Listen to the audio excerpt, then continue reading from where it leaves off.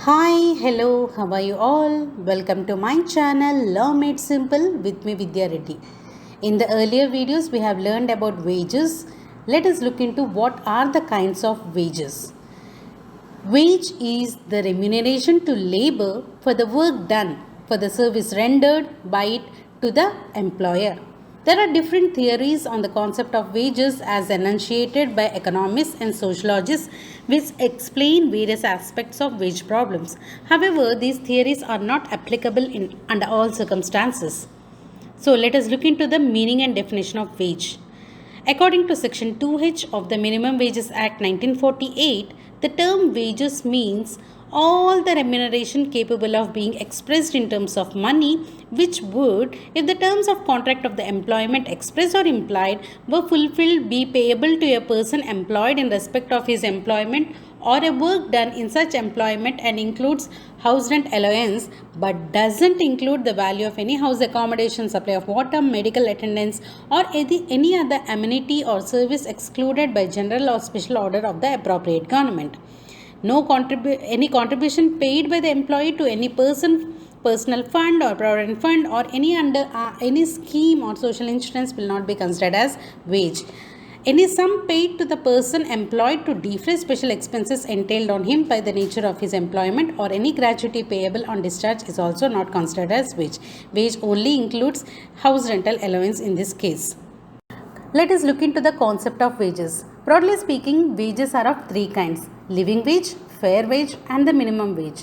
Living wage stands at the top, fair wage at the middle, and minimum wage at the bottom line of the wage concepts.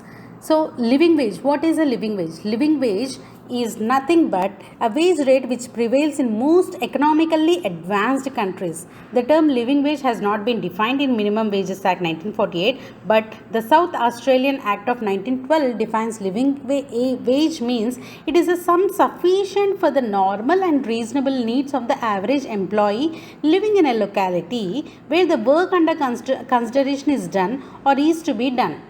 And Justice Higgins of the Australian Commonwealth Court of Conciliation, he defines the living wage as one appropriate for the normal needs of the average employee regarded as a human being living in a civilized society. So various scholars are giving different definitions. The living wage must provide not merely for absolute essentials such as food, shelter and clothing, but also conditions of frugal comfort estimated by current human standard.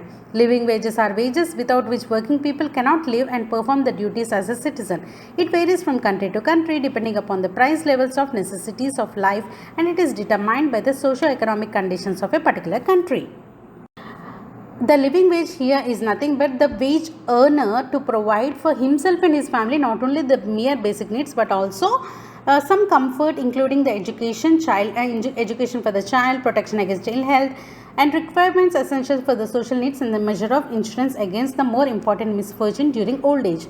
So in India, there is no statutory definition of the term living wage, but according to Article 43 of DPSP of the Indian Constitution, the state shall endeavour to secure all its workers living wages, conditions for ensuring a decent standard of life, and full enjoyment of leisure and social and cultural opportunities. From these definitions, all these definitions, it is clear that living wage is nothing but which not only provides the basic essentialities, what are the basic essentialities, food, clothing and shelter, but also a comfortable life which includes education, protection from health, ill health, requirements for social needs, and some kinds of insurance, leading insurance during the unavailable conditions like old age.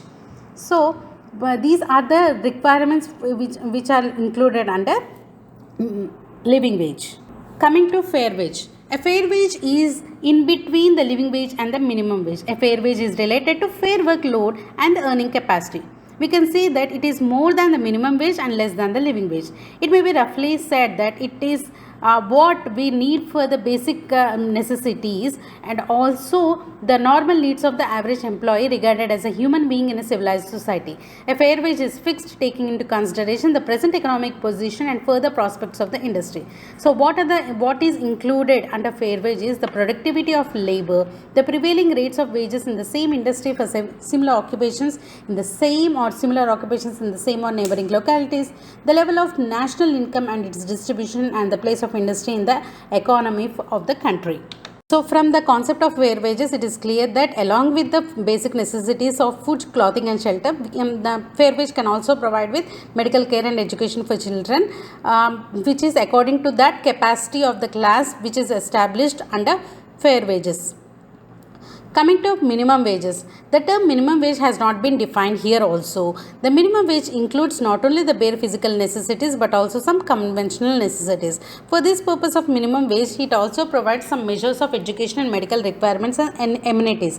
Any employer who is unable to pay this minimum wage to workers have no right to exist. From this it is clear that an employer who cannot pay the minimum wages is not allowed to run that industry or establishment. Where a person provides labor or service to another for a remuneration which is less than the minimum wages, such labor is forced labor or a bonded labor within the meaning of Article 23 of the Indian Constitution, and entitles that person to invoke for Article 32 or 226 of the Constitution of India. Hence, the concept of fair wages is very dynamic. There is no reason to assume that fair wages fixed years ago should continue as fair wages for all times, and minimum wages will take that place as fair wages, and the fair wages should be raised.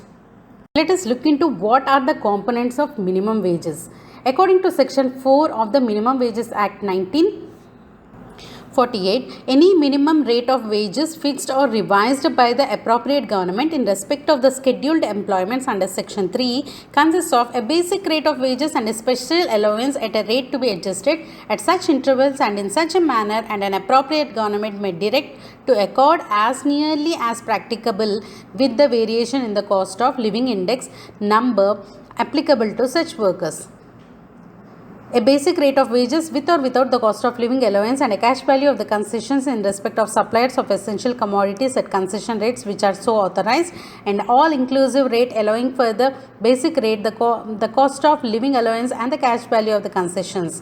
The cost of living allowance and the cash value of the concessions in respect of the supplies of essential commodities at concession rate shall be computed by the competent authority at such intervals and in accordance with the research directions as may be specified or given by the appropriate government. So the appropriate government will fix a certain kind of minimum wages, and which will fulfill the basic necessities and also some medical and other essential commodities. So this is all concept of wages. This is all the concept of wages, including the fair wages, minimum wages and the living wages. As such, we have come to the end of the session. It's riddle time. Please answer the riddle in the comment section, and please like, comment and subscribe. Thank you so much.